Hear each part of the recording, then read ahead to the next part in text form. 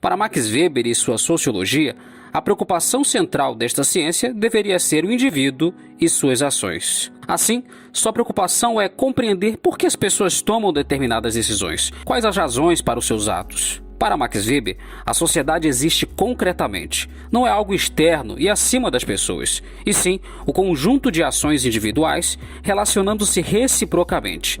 Assim, para compreender a sociedade, Max Weber faz uma análise partindo do indivíduo e de suas motivações. Nesse sentido, surge o conceito básico na sociologia weberiana, o conceito de ação social. Esta pode ser entendida como o ato de se comunicar, de se relacionar, tendo alguma orientação quanto às ações dos outros. Outros, no caso, pode significar tanto o indivíduo como vários outros, indeterminados e até desconhecidos. Como o próprio Weber exemplifica, o dinheiro é um elemento de intercâmbio que alguém aceita no processo de troca de qualquer bem e que outro indivíduo utiliza porque sua ação está orientada pela expectativa de que outros tantos, conhecidos ou não, estejam dispostos a também aceitá-lo como elemento de troca. Seguindo essa linha de pensamento, Weber declara que a ação social não é idêntica a uma ação homogênea de muitos indivíduos. Ele dá um exemplo. Quando estão caminhando na rua e começa a chover, muitas pessoas abrem seus guarda-chuvas ao mesmo tempo. A ação de cada indivíduo não está orientada pela dos demais, mas sim pela necessidade de proteger-se da chuva. Weber também diz que a ação social não é idêntica a uma ação influenciada, que ocorre muito frequentemente nos chamados fenômenos de massa. Quando há uma grande aglomeração, quando se reúnem muitos indivíduos por alguma razão, estes agem influenciados por comportamentos grupais, isto é, fazem determinadas coisas porque todos estão fazendo. Max Weber, ao analisar o modo como os indivíduos agem e levando em conta a maneira como eles orientam suas ações, agrupou as ações individuais em 4 grandes tipos. São elas: a ação tradicional, ação afetiva, ação racional com relação a valores e ação racional com relação a fins. A ação tradicional tem por base um costume arraigado, a tradição familiar ou um hábito. É um tipo de ação que se adota quase automaticamente, reagindo a estímulos habituais. Expressões como "eu sempre fiz assim" ou "lá em casa sempre se faz desse jeito" exemplificam tais ações. A ação afetiva tem por fundamento os sentimentos de qualquer ordem. O sentido da ação está nela mesma.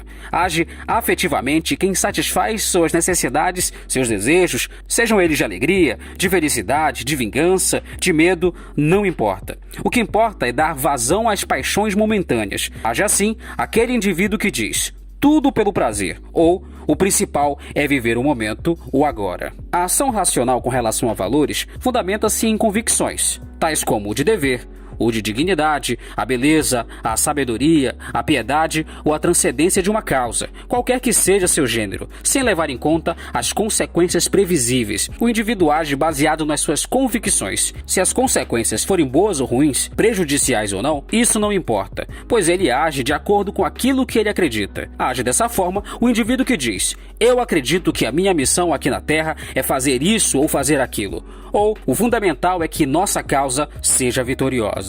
Já a ação racional com relação a fins fundamenta-se numa avaliação da relação entre meios e fins. Nesse tipo de ação, o indivíduo pensa antes de agir em uma determinada situação. Age assim o indivíduo que pensa, programa, mede as suas consequências e afirma: se eu fizer isso ou aquilo, pode acontecer tal ou qual coisa. Então, vamos ver qual é a melhor alternativa. Ou, creio que seja melhor conseguir tais elementos para podermos atingir aquele alvo, pois, do contrário, não conseguiremos nada e só gastaremos tempo e energia.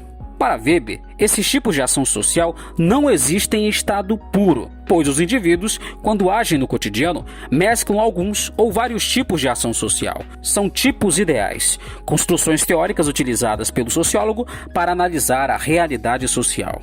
Como podemos analisar, para Max Weber, ao contrário do que defendem outros sociólogos, as regras, as normas, os costumes não são algo externo ao indivíduo, mas estão internalizadas e, com base no que traz dentro de si, o indivíduo escolhe condutas e comportamentos, dependendo das situações que lhe são apresentadas. Assim, as relações sociais consistem na probabilidade de que se haja socialmente com um determinado sentido, sempre numa perspectiva de reciprocidade por parte dos outros.